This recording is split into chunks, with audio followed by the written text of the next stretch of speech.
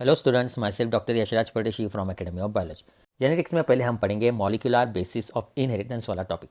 बेटा ये टॉपिक पढ़ते वक्त आपको आपके एनसीईआरटी और बोर्ड बुक अच्छे से दोनों बुक्स और नोट्स रेफर करना है, ठीक है। तो ये लेक्चर के साथ आपको वो सप्लीमेंट बोलकर यूज़ करना है। DNA was discovered by F Miescher, he called it nuclein 1869 में, ठीक है। 1869 में Frederick Mischer began working with white blood cells which are major component of pus from infection। Infection में जो पस कलेक्ट होता है उसमें होते हैं WBC। वहाँ पर उन्होंने लॉट ऑफ पस कलेक्ट किया from bandages at the local hospital. He use a salt solution to wash the pus of the bandages. when he added a weak alkaline solution to the cells, to the WBCs, the cells got lysed, मतलब cell का lysis हुआ, cells were broken and nuclei precipitated out of the solution। Nuclei में से ही isolated a unique chemical substance to which he called nuclein. Nuclein में high phosphorus content था और वो एसिडिक प्रॉपर्टीज़ बताता था, इसलिए बाद में उसे कहा गया न्यूक्लिक एसिड। तो डीएनए का ये हिस्टोरिकल बैकग्राउंड है, ये है डिस्कवरी से रिलेटेड पॉइंट, ठीक है बेटा। अब आपको इस टॉपिक में बहुत सारे साइंटिस्ट के नाम आएंगे, वो आपको अच्छे से आपके नोटबुक में नोट डाउन करना है, उन्हें याद रखना है, क्योंकि एग्जाम में इन पर क्वेश्चन आते हैं। डीएनए ये टर्म बाद में कॉइन की गई जैकेरिस नाम के साइंटिस्ट ने, और term nucleic acid was given by Altmann. Nucleic acids are polymer of nucleotides. बेटा ये टॉपिक का थोड़ा और इंट्रोडक्शन देता हूँ मैं।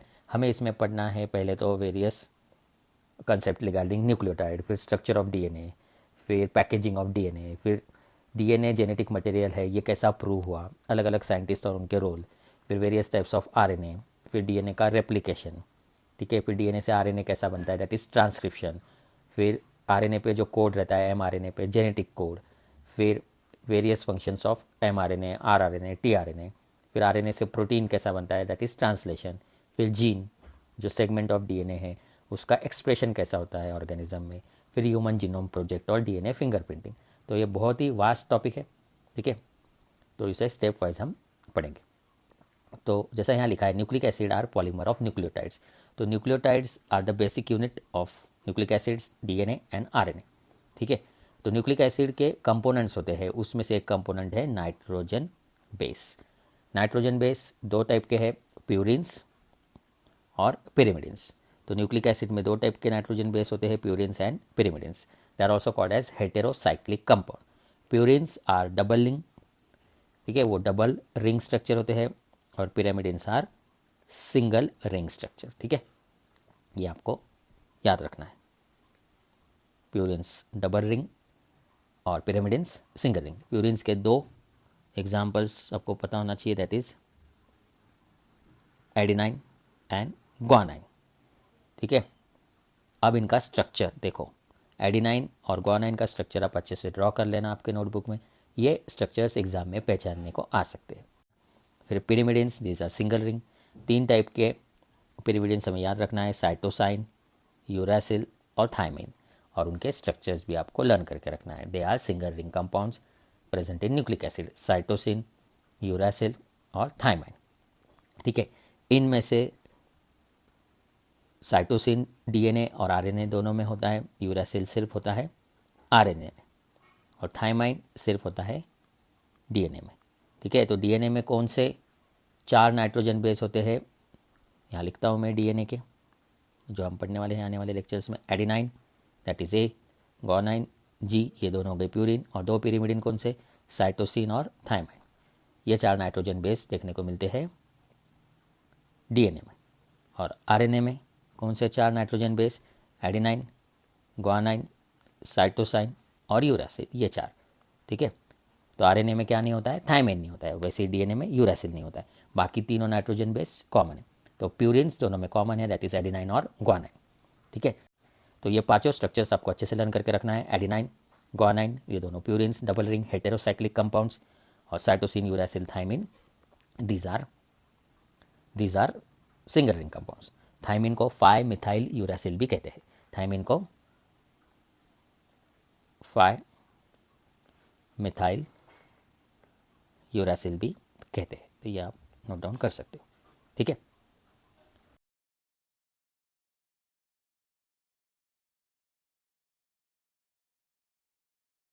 देखते हैं अबाउट द शुगर्स, ठीक है।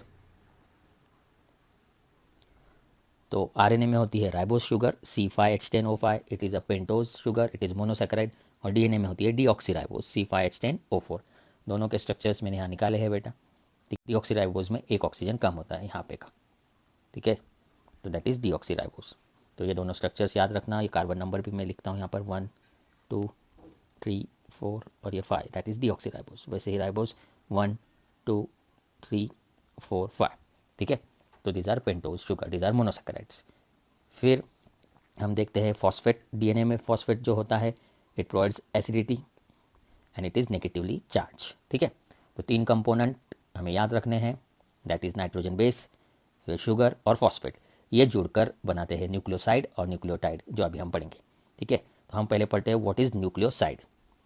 बेटा नाइट्रोजन बेस और शुगर ये दोनों को जोड़कर बनता है न्यूक्लियोसाइड, ठीक है। Nitrogen base plus sugar is equal to nucleoside. जैसा आरएनए में एडिनाइन नाम का nitrogen base plus ribose sugar will form nucleoside called adenosine, वैसा ही ग्वानाइन नाम का nitrogen base plus ribose will form guanosine. Cytosine plus ribose will form cytidine. Uracil plus ribose will form uridine. तो बेटा adenosine, guanosine, cytidine और uridine ये चारों है न्यूक्लियोसाइड प्रेजेंट इन आरएनए। वैसे ही डीएनए में adenine plus deoxyribose deoxy adenosine, guanine plus deoxyribose deoxyguanosine, cytosine plus deoxyribose deoxycytidine और थाइमाइन प्लस डीऑक्सीराइबोज डीऑक्सीथाइमिडाइन, ठीक है।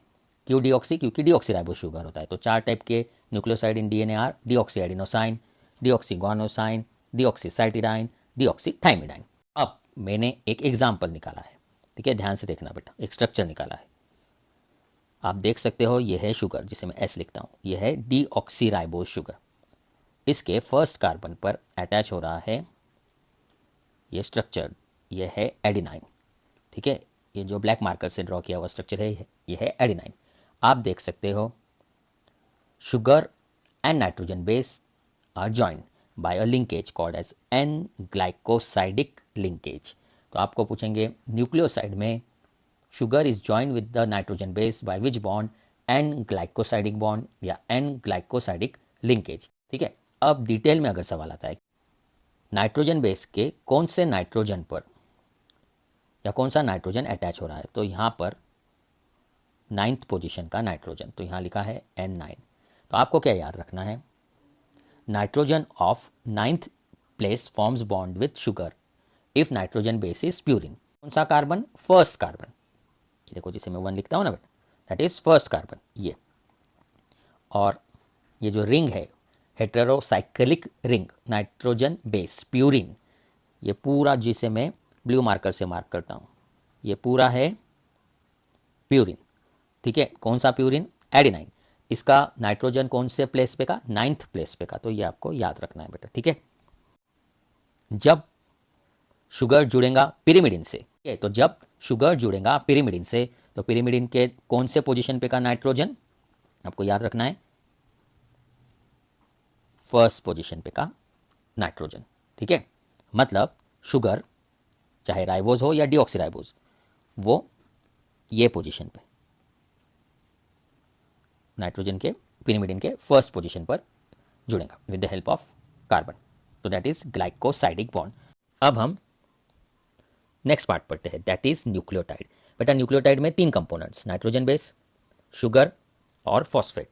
नाइट्रोजन बेस, शुगर और फॉस्फेट। अब फॉस्फेट ज्वाइन होता है शुगर को एट द 5th कार्बन।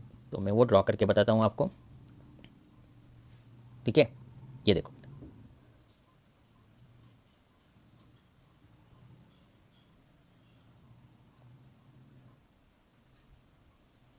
तो ये मैं ड्रॉ कर रहा हूँ फॉस्फेट, ठीक है।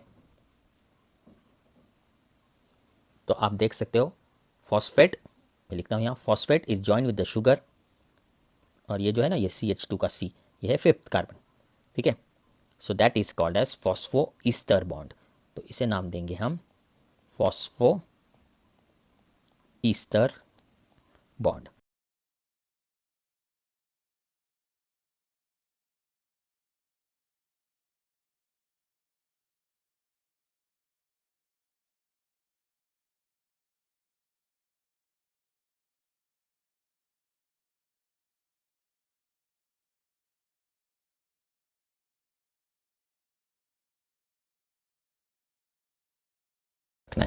अब आरएनए में 4 टाइप के न्यूक्लियोटाइड्स रहेंगे, adenylic acid, guanylic acid, cytidylic acid, uridylic acid. ये आप लर्न करके रखना। डीएनए में के न्यूक्लियोटाइड्स हम पढ़ते हैं deoxy adenylic acid, deoxy guanylic acid, deoxy cytidylic acid, deoxy thymidylic acid. क्यों डीऑक्सी? क्योंकि शुगर है यहाँ पर, डीऑक्सी राइबोस। ओके, तो पहले दो डीऑक्सी एडिनाइलिक एसिड और डीऑक्सी गुआनाइलिक एसिड, ये दोनों किसके न्यूक्लियोटाइड डीएनए में के? प्यूरिन के। और डीऑक्सी साइटिडाइलिक एसिड और डीऑक्सी थाइमिडाइलिक एसिड किसके? पिरिमिडिन के, ठीक है। तो आपको पहले कंसेप्ट समझना है अबाउट नाइट्रोजन बेस, फिर न्यूक्लियोसाइड और फिर न्यूक्लियोटाइड।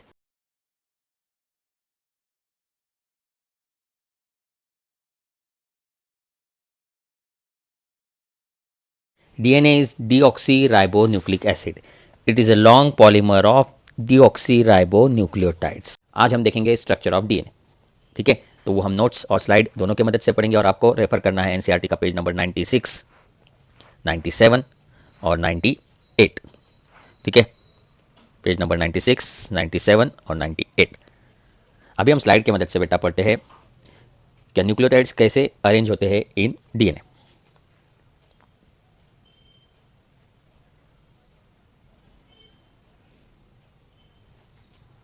सो यहाँ पर मैंने एक स्ट्रक्चर ड्रॉ किया है, आप देख सकते हो, structure showing arrangement of nucleotides.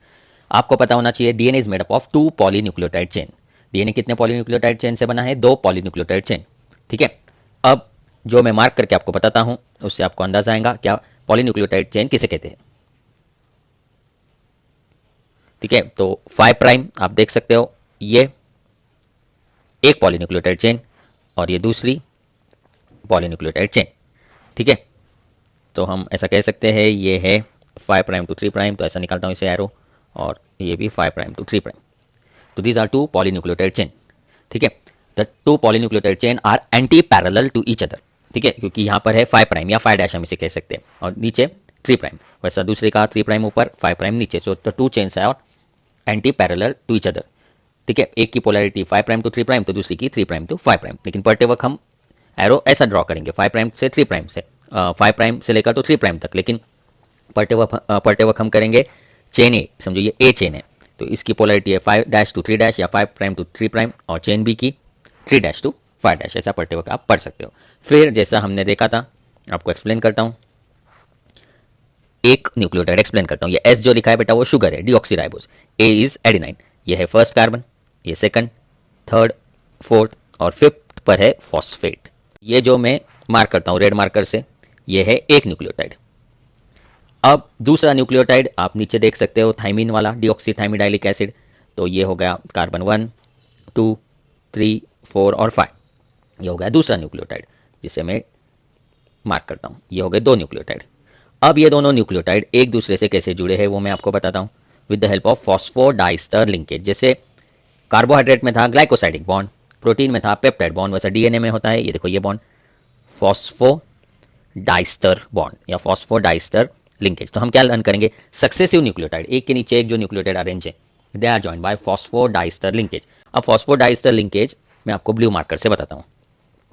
देखो बेटा, ऊपर वाले शुगर का 3rd कार्बन से और नीचे वाले के 5th कार्बन से ऐसा वो जुड़ा है, ठीक है, क्योंकि ये है कार्बन 1, 2, 3, 4 और यहाँ रहता है 5th CH2O वाला, ठीक है। इसके लिए आपको डीऑक्सीराइबोस का स्ट्रक्चर अच्छे से पता होना चाहिए। तो इसको क्या बोलते हैं, 3 डैश 5 डैश फॉस्फोडाइस्टर लिंकेज। क्या लिखोगे आप इसको, फॉस्फोडाइस्टर को 3 डैश 5 डैश या 3 प्राइम 5 प्राइम। वैसा ही नीचे का भी न्यूक्लियोटाइड आप देख सकते हो, नीचे का फॉस्फोडाइस्टर ऊपर 3 डैश है, नीचे 5 डैश है। सो आपको पूछेंगे the successive nucleotides in a single polynucleotide chain are joined by which bond. तो आप कहोगे 3 डैश 5 डैश फॉस्फोडाइस्टर बॉन्ड्स, ठीक है।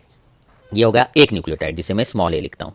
अब दूसरे न्यूक्लियोटाइड में भी वैसा ही है, ठीक है। आप देख सकते हो ये है फॉस्फेट बॉन्ड जो मैं ब्लू मार्कर से बताता हूँ, अब इसकी नंबरिंग थोड़ी अलग रहेंगी क्योंकि ये उल्टा है, उल्टा इसे ड्रॉ करना है। मतलब आपको क्या याद रखना है, ये है थाइमिन। थाइमिन किससे जुड़ रहा है, शुगर से। कौन से कार्बन पर फर्स्ट, ये है सेकंड कार्बन, ये थर्ड, ये फोर्थ और यहाँ फिफ्थ। ठीक है, तो ये क्या हो गया 3 प्राइम। अब ये जो फॉस्फेट है जिसे मैं मार्क कर रहा हूँ वो नीचे वाले शुगर के, वापस हम नंबरिंग करते हैं 1 2 3 4 और 5। तो ये जो फॉस्फेट है वो नीचे वाले के 3 पर, ऊपर वाले के 5 पर, तो ये भी होगा 3 5 फॉस्फोडाइस्टर लिंकेज। सिर्फ जो बी न्यूक्लियोटाइड चेन है ये दूसरी वाली वो एंटी पैरेलल है, मतलब उसका डायरेक्शन उल्टा है। इसका 5 प्राइम टू 3 प्राइम, दूसरे का 3 प्राइम टू 5 प्राइम। इसके कारण डीएनए के मॉलिक्यूल को स्टेबिलिटी होती है। अभी मैं इसे रब कर देता हूँ, ठीक है, आप इसे लिख कर रखना। अभी मैं आपको बताता हूँ ए और T. A is adenine, T is thymine. ठीक है, A is adenine, adenine is purine and thymine is pyrimidine. They are joined by 2 hydrogen bonds. देखो ये 2 डैश किए ना बेटा, तो ये है कॉम्प्लीमेंट्री बेस पेयरिंग। इसे क्या कहते हैं, complementary base pairing. So adenine joins with thymine, वैसे ही नीचे thymine joins with adenine with the help of 2 hydrogen bond. तो ए और टी या टी और ए के बीच में कितने हाइड्रोजन बॉन्ड, 2 हाइड्रोजन बॉन्ड। ठीक है, तो एक स्ट्रैंड का ए तो दूसरे के सामने आ जाता है टी, इधर टी रहा तो सामने ए। वैसा ही यहाँ पर आप देख सकते हो जी, that is guanine joins with cytosine with the help of 3 hydrogen bonds. वैसे ही cytosine will join with guanine with the help of 3 hydrogen bonds. और ये चेन बी। ठीक है, तो डीएनए बना है 2 पॉलीन्यूक्लियोटाइड चेन से and each polynucleotide is made up of many nucleotides joined by 3 5 phosphodiester bond. अब ये 2 स्ट्रैंड्स कहलाते हैं, जैसे ए एक स्ट्रैंड और बी एक strand. The 2 strands are parallel या anti parallel, anti parallel. One direction is 5 prime या 5 to 3 others direction is 3 to 5 तो 5 प्राइम या 5 आप कह सकते हो, 3 प्राइम को 3 भी आप कह सकते हो। Bases they are on the inner side, आप देख सकते हो base pairing is on the inner side. ठीक है, तो ये आपको याद रखना है। फिर आप क्या याद रखोगे, इसे लैडर, एक सीढ़ी, ठीक है, से भी कंपेयर किया है 2 पॉलीन्यूक्लियोटाइड चेन के स्ट्रक्चर को। तो जो सीढ़ी का जो लैडर का जो स्टेप्स होता है उसे बेस पेयर्स को स्टेप्स कहते हैं। तो आपको क्वेश्चन आ सकता है, if double standard DNA structure is compare with a ladder then steps of the ladder are form by, तो आप कहोगे steps are form by base pairs and the backbone is form by sugar and phosphate. तो जैसा मैं यहाँ लिखता हूँ backbone bye, यहाँ लिखता हूँ बेटा बैकबोन, अगर आता है मैंने वैसा लिखा है नोट्स में, लेकिन यहाँ पर लिखता हूँ तो शुगर प्लस फॉस्फेट। क्या याद रखोगे, बैकबोन का शुगर प्लस फॉस्फेट और लैडर के स्टेप्स बाय बेस पेयर्स।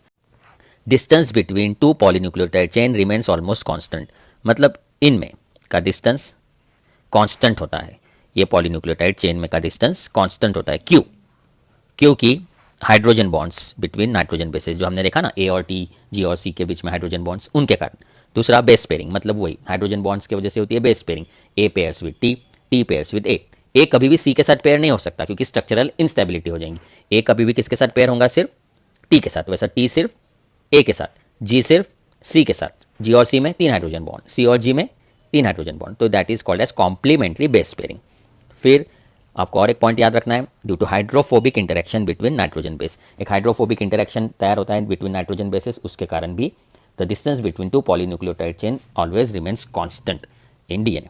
ठीक है, आपको एनसीईआरटी के पेज नंबर 98 पर यह पूछा है question, can you find out why the distance between 2 polynucleotide chains in DNA remains almost constant. तो यहाँ ये 3 पॉइंट आपको वहाँ लिखने हैं।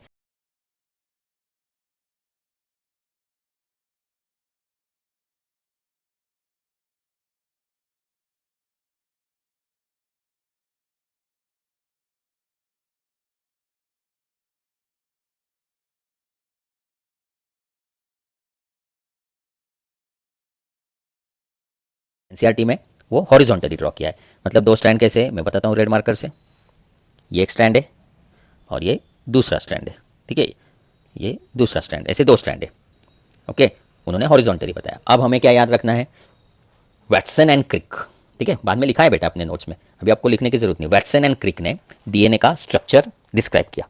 ठीक है, डाटा प्रोवाइड किया था विल्किंस और फ्रैंकलिन ने।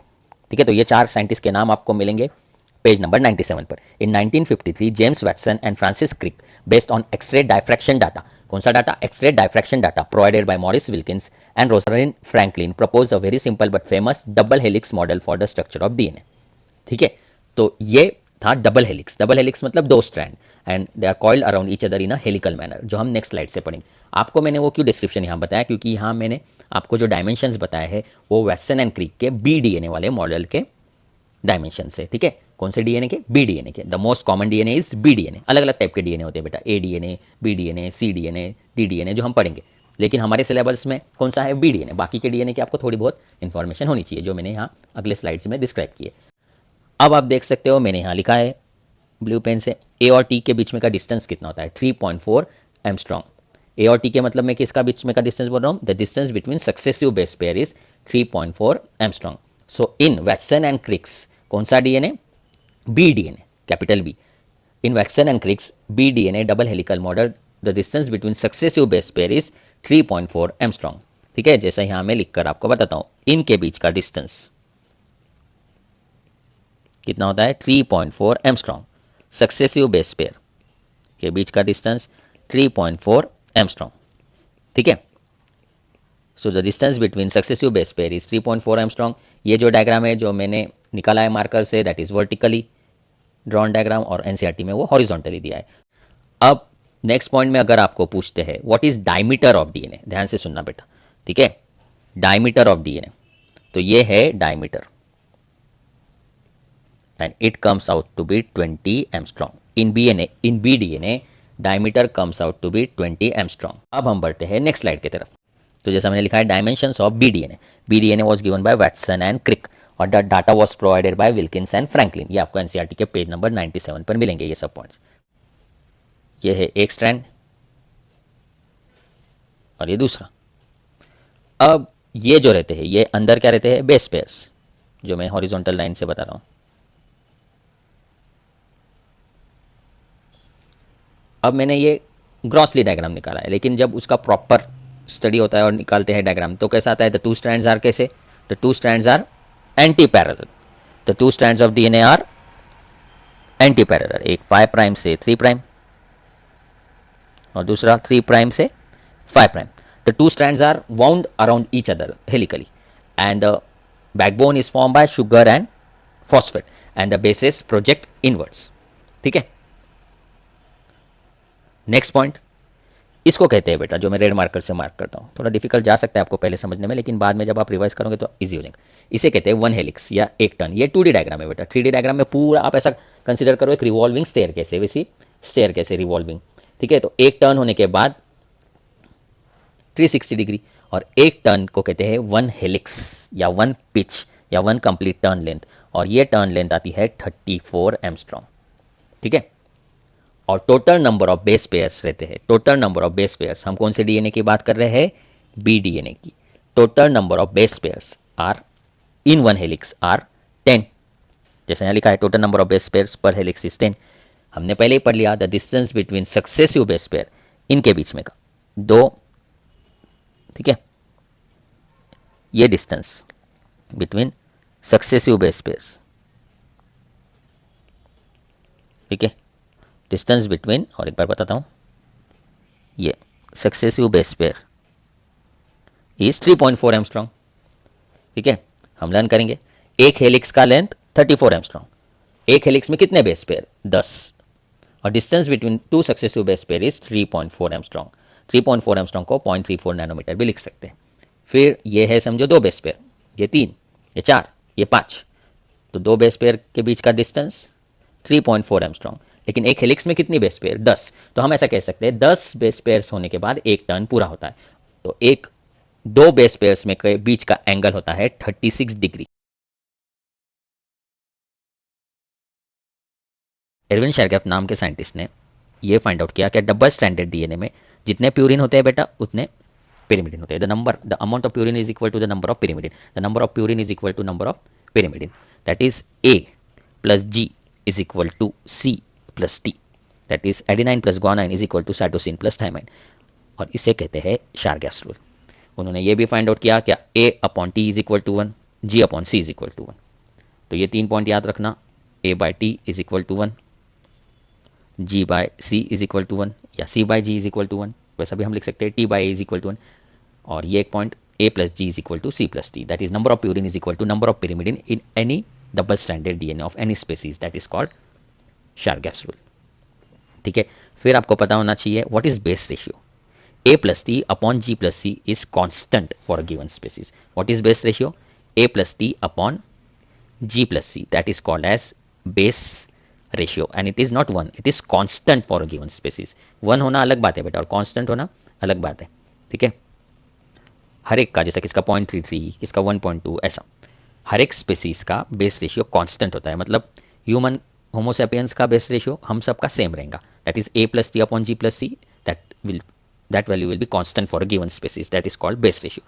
शारगैप्स रूल अलग है बेटा, Chargaff's rule is a plus G is equal to c plus T, that is Chargaff's rule. And what is base ratio? a plus T upon G plus C is constant, not 1, constant for a given species, ठीक है बेटा। फिर आपको पता होना चाहिए अगर base ratio is greater than 1, that is a plus T is greater than G plus C, अगर a और t का प्रमाण g और c से ज़्यादा है तो उसे कहते हैं AT DNA, that is eukaryotic DNA। तो यूकैरियोटिक DNA में a plus T is greater than G plus C, that is eukaryotic DNA। Prokaryotic DNA में ज़्यादा GC पेयर्स होती है, that is a plus T is less than G plus C. So if a plus T is less than G plus C, in other words G plus C is greater than a plus T, then it is called GC DNA, that is prokaryotic DNA। तो ये दो extra point आपको याद रखने हैं। फिर याद रखना है प्रोकैरियोटिक DNA में GC का प्रमाण ज़्यादा है, और आपको तो पता है G और C के बीच में कितने हाइड्रोजन बॉन्ड होते हैं? 3। Therefore its melting point is higher as compare to eukaryotic DNA। तो ये हमें बायोटेक वाले टॉपिक में ये पॉइंट हेल्पफुल रहेगा। In prokaryotic DNA there are more GC bonds, therefore its melting point is higher as compare to eukaryotic DNA। फिर DNA के दो और पॉइंट बायोटेक में हमें यूजफुल रहेंगे, डीनेचरेशन और renaturation. Conversion of double standard DNA to single standard DNA by heating at about 90 degree Celsius, conversion of double standard DNA into single standard DNA, मतलब दो स्ट्रैंड को सेपरेट करना by heating at about 90 degree Celsius is called as denaturation. तो दो strands, अगर बेटा ये दो स्ट्रैंड्स को हम हीट करते हैं, ये स्ट्रैंड्स को हीट करते हैं एट 90 डिग्री सेल्सियस, तो that two strands are separated, ये हम बायोटेक में पढ़ेंगे, that is called denaturation, and it leads to the formation of single standard DNA and it occurs at about 90 degree Celsius, that is called denaturation. तो आपको अगर पूछते the denatured DNA is double standard या single standard, तो आप कहोगे the denatured DNA is single standard. And what is रीनेचरेशन? When the denatured DNA, अगर ये दोनों स्टैंड सेपरेट हो गए थे अब, क्योंकि हमने उसे हीट किया था, अगर हमने वापस इसे लो टेम्परेचर पर इंक्यूबेट किया, the two separated stands reassociate, तो ये वापस ज्वाइन हो जाते हैं, ठीक है, they again join to form double standard DNA, that is called renaturation. तो हमने पूरा पढ़ लिया BDNA के बारे में जो अपने सिलेबस में है। वैक्सन एंड क्रिक, ये साइंटिस्ट याद रखना, ईयर याद रखना 1953, और एक्सरे डायफ्रैक्शन डाटा किसने प्रोवाइड किया था वो भी याद रखना, जो आपको एनसीईआरटी में मिलेंगे। विल्किंस, यहाँ लिखता हूँ, विल्किंस और फ्रैंकलिन, ठीक है। फिर अलग अलग टाइप के DNA होते हैं, जैसे राइट हैंडेड DNA जो हमने पढ़ा BDNA, फिर A, C और D DNA, और लेफ्ट हैंडेड DNA में एंटी क्लॉकवाइज ट्विस्टिंग होती है, दैट इज ZDNA, ठीक है। तो ये डायमेंशंस का मैं आपको नोट्स में, मतलब स्लाइड के जरिए बताऊंगा, ZDNA वगैरह। फिर आपको एनसीईआरटी के पेज नंबर 96 पर यह पॉइंट मिलेगा, यह है बैक्टीरियोफेज 5174। 5174 उस वो होता है सिंगल स्टैंडर्ड DNA होता है, उसमें उसका जेनेटिक मटेरियल 5386 न्यूक्लियोटाइड, ठीक है। ये आपको एनसीईआरटी में मिलेगा पॉइंट। 5174 नाम का bacteriophage, bacteria which infects virus, it has a single standard DNA made up of 5386 nucleotides. वैसे ही दूसरा बैक्टीरियोफेज लैम्बडा नाम का होता है, उसमें होता है DNA made up of 48,502 base pairs. तो ये कैसा DNA हो गया? Double standard. बेटा जब भी बेस पेयर आएंगी ना तो डबल स्टैंडर्ड DNA, और जब सिर्फ न्यूक्लियोटाइड्स मेंशन होंगे that will be single standard DNA, क्योंकि बेस पेयरिंग से क्या होता है? डबल स्टैंड फॉर्म होता है। तो याद रखना bacteriophage lambda has 48,502 base pairs, that is a double standard DNA made up of 48502 base pairs. मतलब कितने न्यूक्लियोटाइड? 48502 इंटू 2। ई कोलाई नाम का बैक्टीरिया, जो बहुत इंपॉर्टेंट बैक्टीरिया है जेनेटिक इंजीनियरिंग का, it has DNA made up of 4.6 into 10 raised to 6 base pair. It has DNA made up of 4.6 into 10 raised to 6 base pairs. ठीक है, 4.6 into 10 raised to 6 base pairs. और haploid content of human genome, human DNA is 3.3 into 10 raised to 9 base pair. और यही अगर पूछते हैं diploid content of human genome या DNA, तो आप लिखोगे 6.6 into 10 raised to 9 base pair. तो ये दो पॉइंट भी आपको याद रखना है।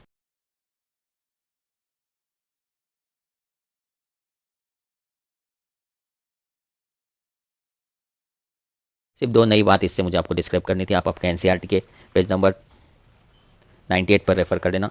ये जो पॉइंट है जो मैंने एरो किया है उसको ऐसा लेबल कर देना, माइनर ग्रू और मेजर ग्रू। माइनर ग्रू का आप याद रखना डायमेंशन 12 एंगस्ट्रॉम, 2D डायग्राम में ज़रा हार्ड है वो बताना, और मेजर ग्रू का 22 एंगस्ट्रॉम, ठीक है। ये याद रखना dimension of minor groove and major groove, ये आप आपके एनसीईआरटी में नोट डाउन कर देना।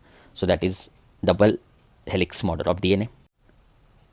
फ्रांसिस क्रिक ने, ठीक है, फ्रांसिस क्रिक ने ही propose the central dogma in molecular biology.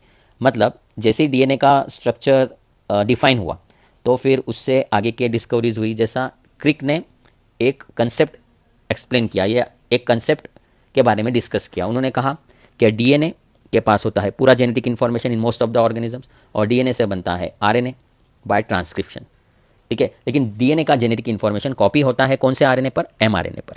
That is the process of transcription. DNA से तीनों आरएनए बनते हैं बेटा, एमआरएनए, आरआरएनए, टीआरएनए, जो आने वाले लेक्चर्स में हम पढ़ेंगे। लेकिन जो कॉपी होता है इन्फॉर्मेशन का, डीएनए का इन्फॉर्मेशन, वो कौन से आरएनए कॉपी करता है? एमआरएनए, ठीक है। तो डीएनए से आरएनए बनने की प्रोसेस को कहते हैं ट्रांसक्रिप्शन, और फिर एमआरएनए दूसरे आरएनए की मदद से, आरआरएनए जो ribosomal RNA, tRNA, transfer RNA, ये सब मिलकर ट्रांसलेशन प्रोसेस के जरिए बनाते हैं प्रोटीन।